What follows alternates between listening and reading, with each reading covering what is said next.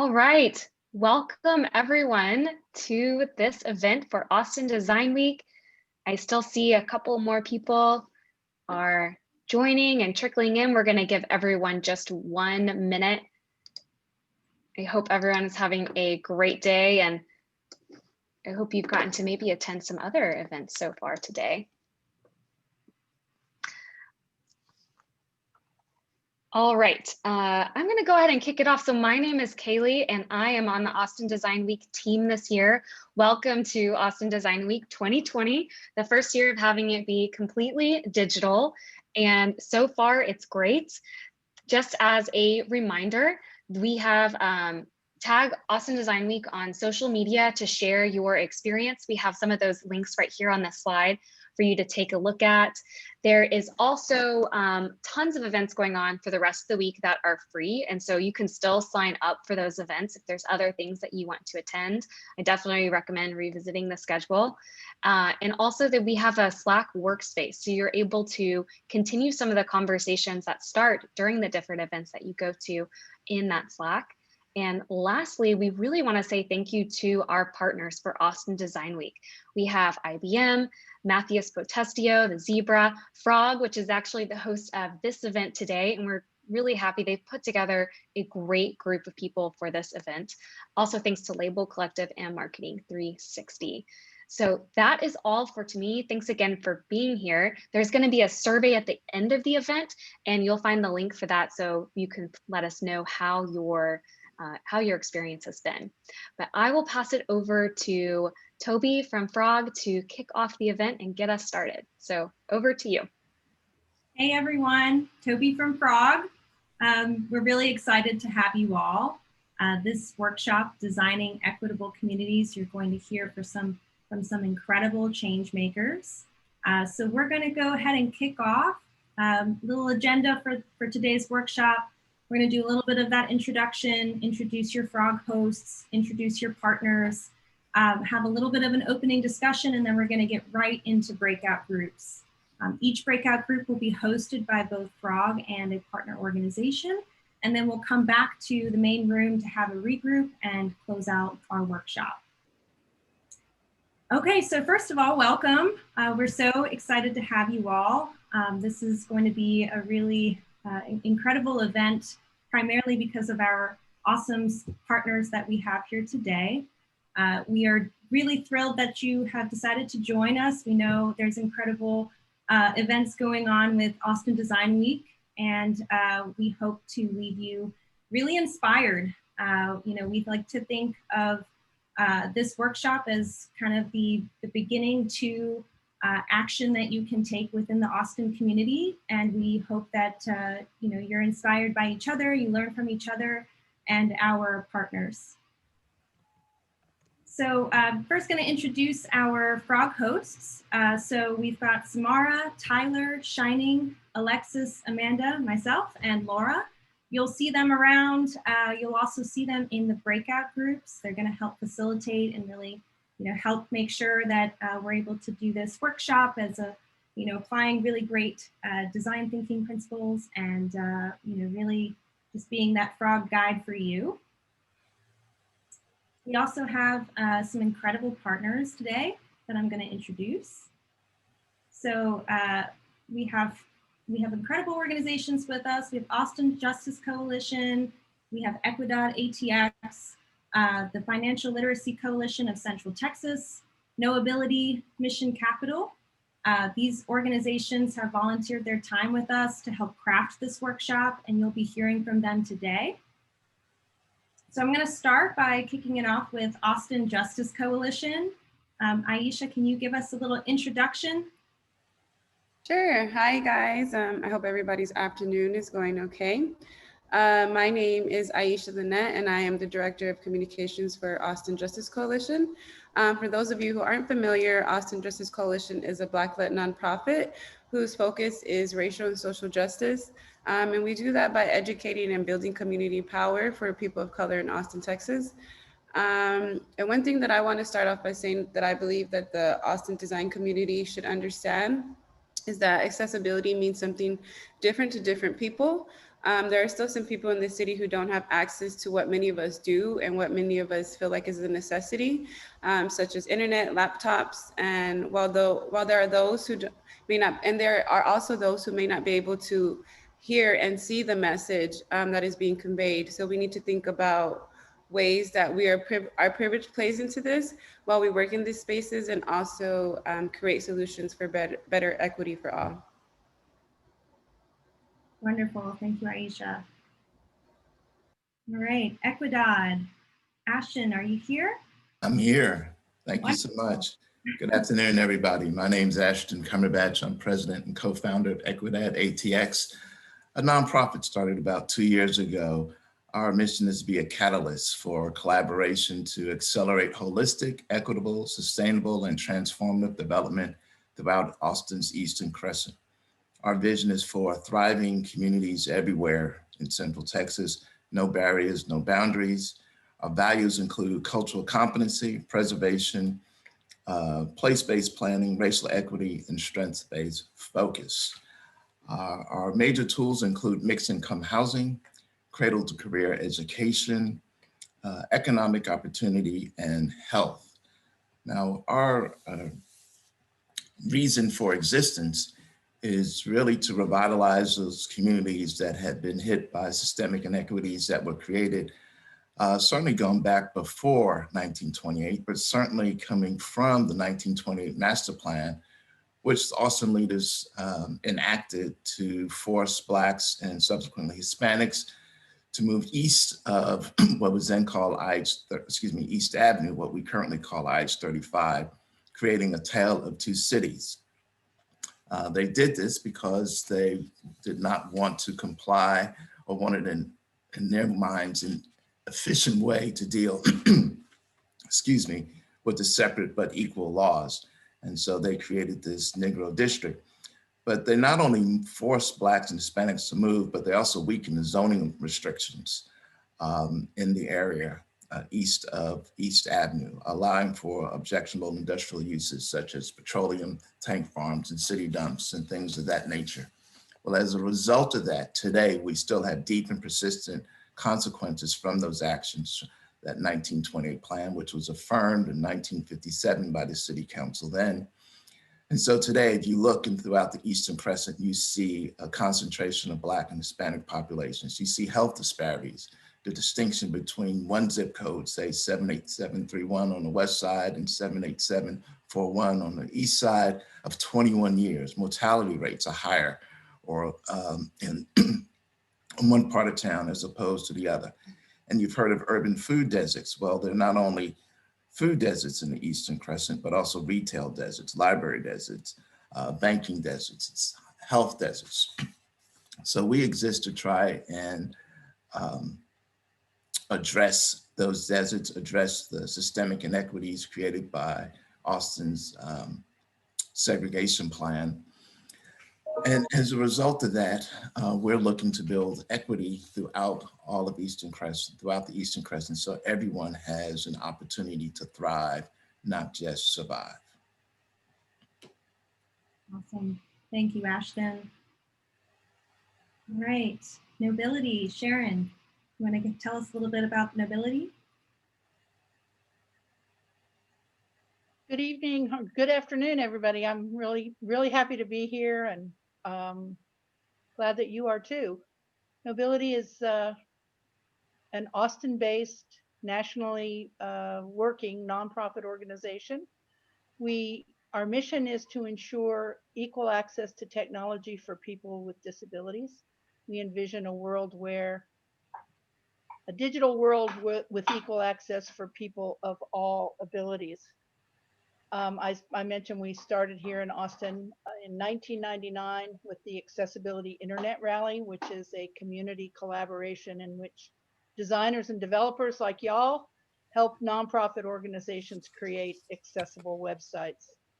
And in terms of what I would like the design community to probably not learn, I think probably a lot of you know this, but to remember and to reaffirm that when you design with accessibility in mind, you become a better designer. Study after study has shown that when you integrate accessibility thinking into your design and development, you create more innovative, future-proofed products that really are innovative and serve larger markets.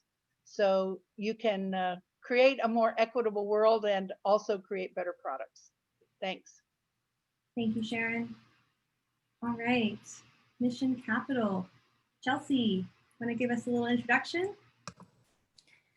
Hi all, I'm Chelsea Hartness. I'm the membership manager at Mission Capital, and we're a nonprofit that is providing the tools, the resources, the support to support Central Texas nonprofits, philanthropists, businesses, government agencies, funders, activists. We think of them as leaders, organizations, and networks that are advancing equity and opportunity throughout Central Texas. So a lot of our work is changing. We adopted this race equity specific lens just over 2 years ago. And I think something that's relevant for the Austin Design Week participants is thinking about when you're in an organization that's in a system that is predominantly white dominant culture, that's has perpetuated a lot of inequities and historical racism and present racism, that it's really important to adopt a race explicit equity lens in the work that you're doing, and to commit to that both personally and in your organization. And so that takes a lot of personal growth and development, but it takes a lot of organizational growth and change and development as well. But that it is the work that needs to be done. And so we all have a role in that. I, as a white presenting Native American, have just as much of a role in undoing white supremacy as anybody. So excited to be here with y'all today to talk about what that looks like in your world and in your work, how we might avoid some white saviorism in that, and how we might avoid learn from each other about some ways to move forward maybe. So excited to be here. Thank you, Chelsea. All right, Financial Literacy Coalition of Central Texas. Lourdes, are you on to be able to give an intro? Sure, thank you. Well, thank you everyone for having us, and I'm very honored to be here in this panel and showing you guys the power of collaboration. My name is Lourdes Zúñiga. I'm the Executive Director of the Financial Literacy Coalition of Central Texas.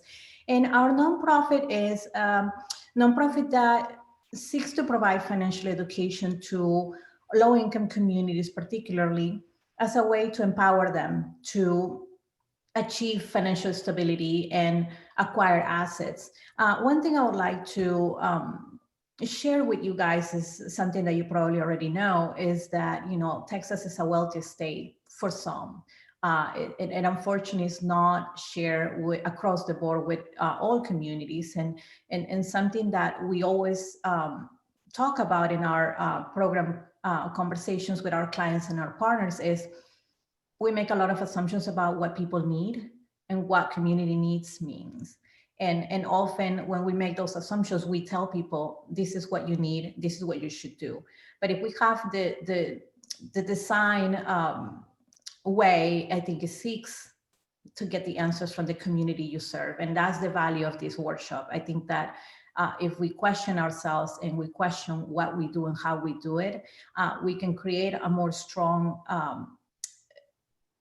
system and a strong community that is more inclusive, that is more equitable, and where everyone has opportunities to thrive, to achieve wealth, and to acquire, whether it's homes, whether it's higher education. And so as long as we have community needs in mind and we provide every community and with the systems that allows them to thrive, I think that we will be better off and share the wealth that we have in this beautiful state. So I'm very honored to be here and happy to start the conversations and see what solutions we come up with. Wonderful, thank you, Lourdes.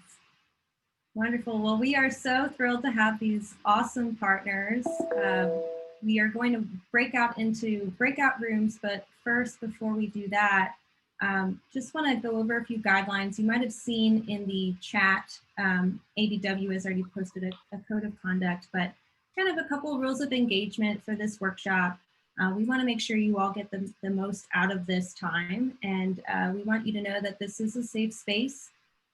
We can have, honest conversations. We want to learn from each other. We want you to connect. So feel free to use that chat, speak up in these sessions. We're all a community here. This is an opportunity to really learn about the problems that our community is facing. And ideally, we really want you to be the change maker in this community, right? So we want to bring out that change maker in all of us to really help design a more equitable Austin community. So we welcome all perspectives, and we understand that for some, this is a first step to a larger journey, and wherever we are on this journey, we're in it together. And so the most important step is your next step. Our next step is going to be breakout rooms, very exciting. So I'm going to go ahead and introduce the breakout rooms.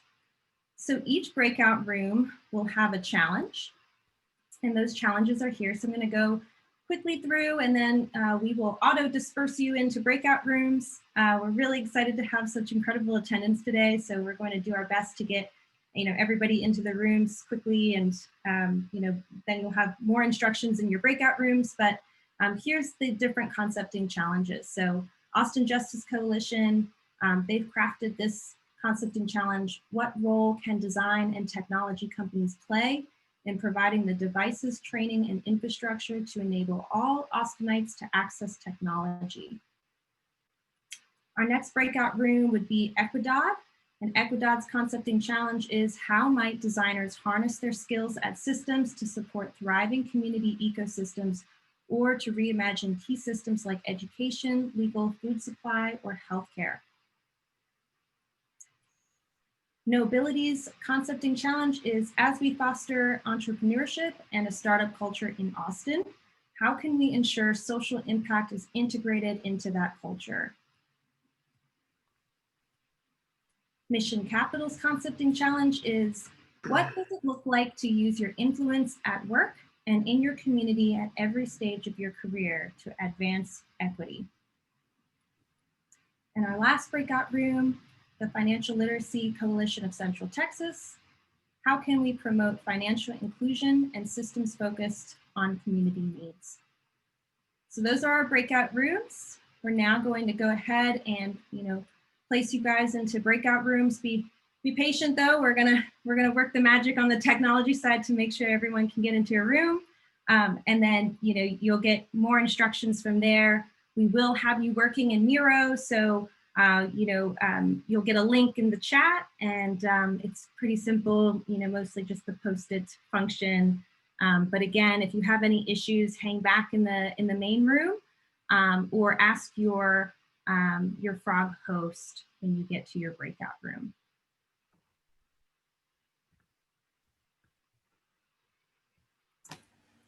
Okay.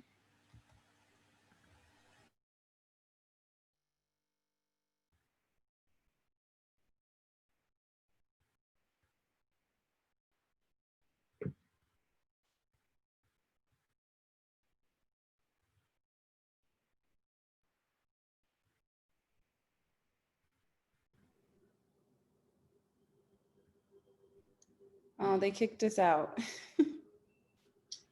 Sorry about that. I think we should have everybody back now. And so actually, to start with, we'd just love to hear a quick snippet of the discussions you guys have been having about what you learned and what stood out to you.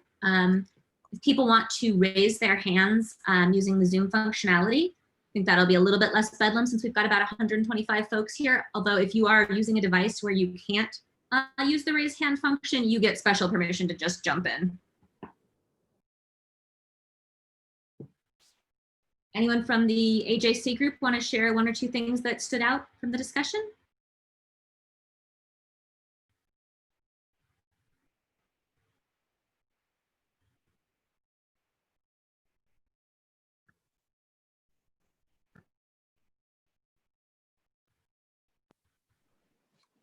Laura, were there any highlights you want to share? Yeah, for sure. Oh, you can do it. Go ahead. So I feel like we were just starting to get to like a bit more of the discussion, but one of the things that we last highlighted was that there was a difference between like homelessness and those that may just be experiencing like financial hardship. But I forget, I think her name was Brenda, right? Brenda, she highlighted that In these communities, there's a high level of cell phone use. So how if it's more not if we're reaching them, but how we're reaching them. Anything else, Laura? Yeah, I think like better understanding the communities and like how do we actually get into these communities and ask questions to better understand them, not just using like the internet as a resource to do that, was a big thing we were talking about, which was great. That's awesome. Anyone else from the AJC group want to throw something in? I believe Mackenzie was in our group, but she left a comment saying what she got from it was meeting the community where they're at versus one of the things we did talk about was thinking that you can come in with solutions versus asking the community what is this that they may need. So yeah, I think that's another important thing that we highlighted. Yeah, I don't know if anybody else wants to come on. They're being quiet. That's terrific. It's a lot of people, so that's right. How about Equidad? Any highlights from your discussion?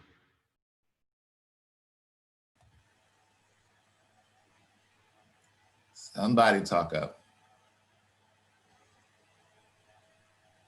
Ashton, you want to kick us off? No, I was thinking maybe Cynthia could kick us off.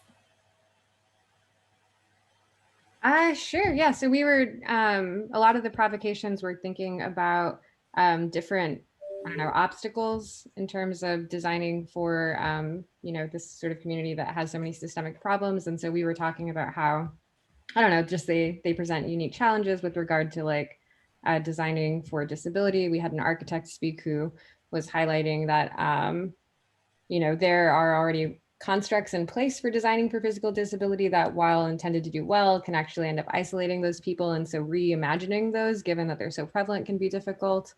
We had people talking about how challenging it is to think about designing for communities who lack internet, and that since that seems to kind of be like the go-to way that we think people have access. But more broadly, as we were thinking through those, one thing that seemed to surface was that a lot of these challenges, companies can definitely do a lot to solve, but if you really want to get at them, given how systemic and long-standing they are, need to be sort of a collaboration between, you know, government and business and the community and whatnot.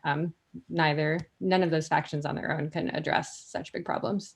And so a really good way for us as designers to engage is not just within your companies, but also within like political organizing out in the community. That's terrific. I don't know if anyone wants to add anything to that. I think she captured it well, but I would encourage if there's anyone else that was part of that group to please speak up. Hi, this is Yasmin. I'm from that group. Can you guys hear me? Yes. We can. Thank you. Hi.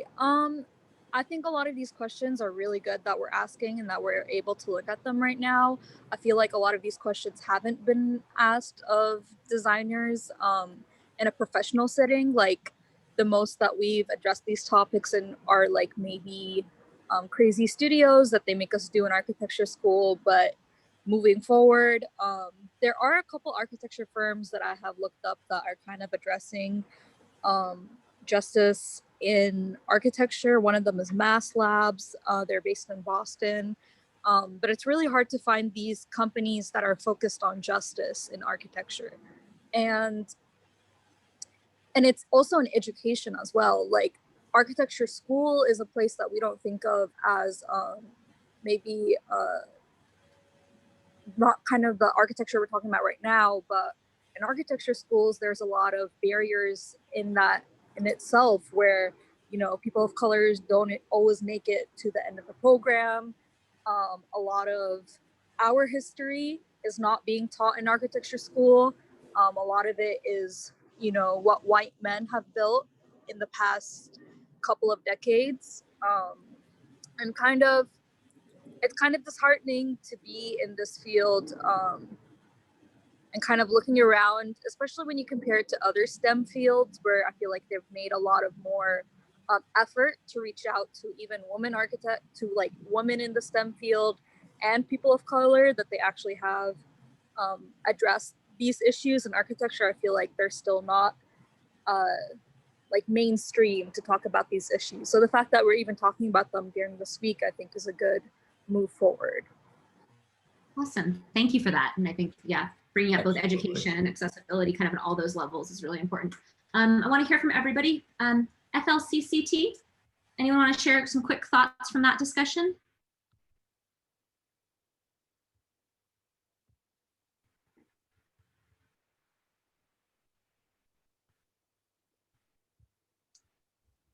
I can go. Sorry, I was just waiting to see if anyone else would jump in. I would say we spent a lot of time. This is a very complicated topic, financial inclusion, and I think we spent a lot of time actually thinking about how like government and policy can have unintended consequences in terms of actually being a barrier to financial health, and that as a result, like communities often have informal systems of having ways to maintain their own health, their financial health. And just like thinking about some of the assumptions we make about like what it would mean to help these communities, and instead of thinking about helping them as like sort of like a band-aid, thinking about ways to change the actual underlying opportunities so that these communities can empower themselves. If I miss anything, others feel free to jump in. That's awesome. Yeah, it's Lena here, and I was in that group as well. And I think that what really struck me is some of the questions at the end where people were saying, actually, you know, I can't fully define what an opportunity is because I don't fully understand. And kind of for me at the base of everything is seeking to understand what the need is and what the barriers are. And there was a lot of conversation or post-its around informal economies, informal activities, and not necessarily thinking about things the way that they exist today, but really understanding what people need and their access needs, and that entire community network and how that really works together for different groups, especially groups who have different access needs than kind of those mainstream. The other thing that really struck me was something that Lourdes said was around these banks or lenders being very profit driven and not necessarily seeing the value in coming to lower income neighborhoods or accessing or providing access for lower income families. And that barrier is one that's really interesting because it intersects with kind of the capital approach to our economy, but also the social element of it. And so that's definitely something that I took away as really interesting to look into a little bit deeper. That's terrific. Thank you. Would love to hear quickly from Nobility.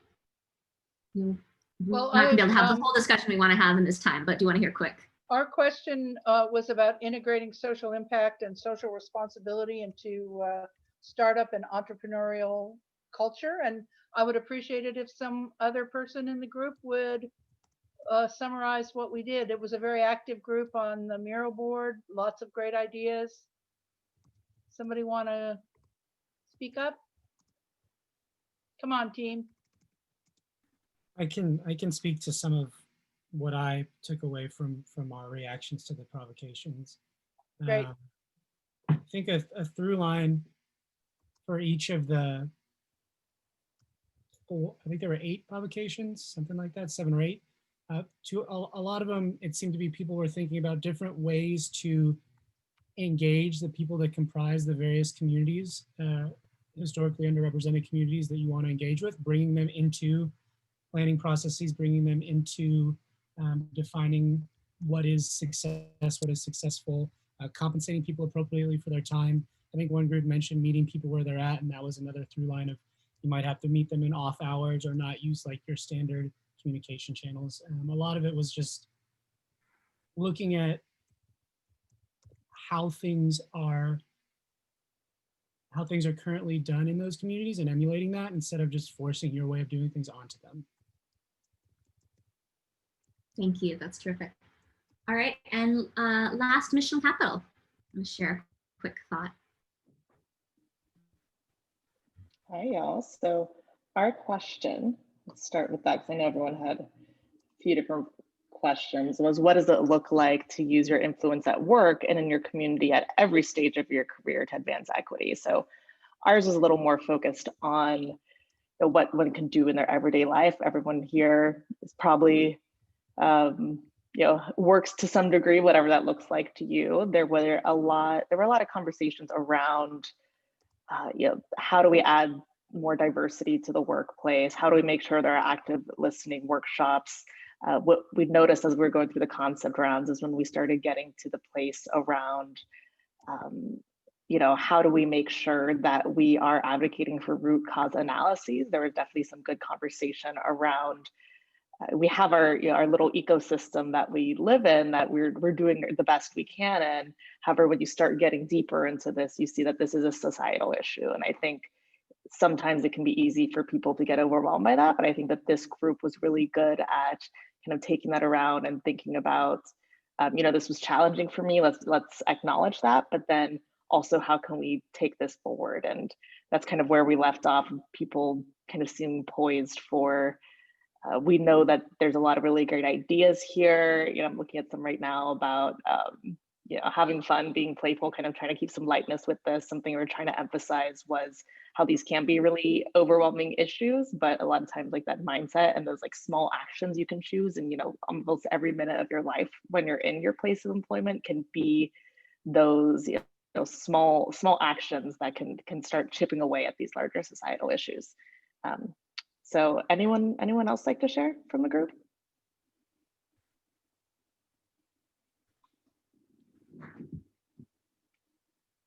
Okay, well, in the interest of time, I'm gonna kind of share how we're gonna wrap up here. So, spoiler alert, there's a lot of opportunities with the nonprofits and organizations you met today to continue doing this work. It's not one-off work, it's about forming a relationship and learning from them.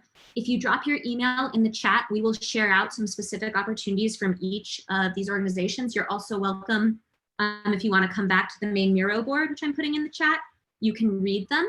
But yeah, please reach out to these organizations, learn from them, get involved. We will follow up with email to everyone who drops their email in. And to finalize, I'd like to ask the partners to kind of in 30 to 45 seconds, say, what is your call to action to the group of people assembled here? And so we'll start from the bottom of the alphabet this time, or the Z end of the alphabet. So Mission Capital, do you have a call to action for our group? I think as we saw so many good generative ideas, I think my call to action is to really investigate how you could commit to those when you leave this space. Who are you going to talk to about them and make sure they're a part of your reality and that they're a part of what you do moving forward. Thank you. Nobility, do you have a call to action? Absolutely.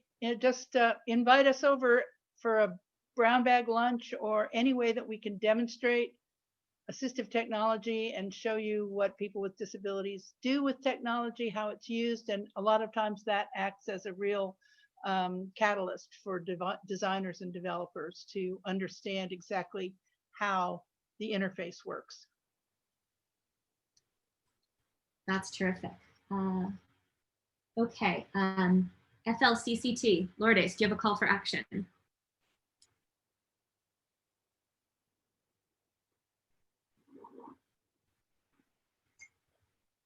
You're on mute. You're muted, Lourdes.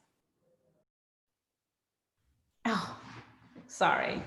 I was just saying, like, I would love for you guys to be more involved with a organization, preferably our organization. Look us up online and see if that's something that you would like to contribute, even remotely. We have a lot of opportunities. And the other one is to really, encourage you to seek in your own community. There is a lot of issues that you can plug in, and you can, develop some volunteer opportunity. Always think about the things you would like to have in your life and how communities that don't have access to that will feel, and how can you empower them to have the same blessings and opportunities that you have, that you enjoy. I think that that's something that you can do in any community that you're part of. So yeah, thank you again for the invitation. It's been a pleasure with sharing with all of you. Thanks, Lourdes. All right, Ashton from Equidad. Sure. I agree with Lourdes. Thank you all very much for allowing us to participate, and thank you for all of you all who joined in with us. As we're in the process of developing a mobile ecosystem to deal with the lack that I've talked about, the various deserts and throughout the Eastern Crescent, we're utilizing, the design is to utilize mobile services, so library, healthcare, pediatric care, et cetera. That's face-to-face intensive. As we look to deal with this involuntary displacement from homes as a result of gentrification, community engagement, face-to-face intensive. So what we're in the process of doing right now is redesigning our services, redesigning community engagement so that we can still be successful in a COVID environment. So we would love to have an opportunity to work with designers to help us redesign our processes and our services so that we could deliver those and still co-create with our residents to come up with solutions with them as far as dealing with many of the disparities that we've talked about throughout this session. So love to have your energetic, innovative minds as to how we can create solutions in a COVID environment. Wonderful, thank you. And Aisha, will you wrap us up, please, from Austin Justice Coalition? Yeah, I just wanted to say, yeah, thank you guys for joining us. And I guess my call to action would be, I'm going to take this from AJC. One of our slogans is just do the work. So find somebody you align with, one of these organizations, or, you know, there's many in Austin. Find somebody that you align with and see where you can make some change. I personally believe that it all starts with yourself and within your family and household. And then you can start, you know, going out into the community and really making that change. So that's my call to action. That's terrific. Well, I think we have just a minute left. I want to say a humongous heartfelt thanks, first of all, to these great organizations. This really started because as frogs, we looked around and said, we want to do some of this work, and we know there's people who are already doing it. We're in the conversation and we can learn from. And so for all of you for joining us, for helping us put this together, for teaching us, we are so grateful. To all of our participants, thank you for coming, jumping in with challenging topics. We really appreciate, and we hope this will be just the beginning of a conversation. We'd love to keep talking to you about it, so reach out. And to Austin Design Week, thank you so much for continually providing this great free week long where we get to know each other and work on important things. So thanks to everyone. Thank you. Bye, guys. Bye. Thank you all very much. God bless y'all. Bye.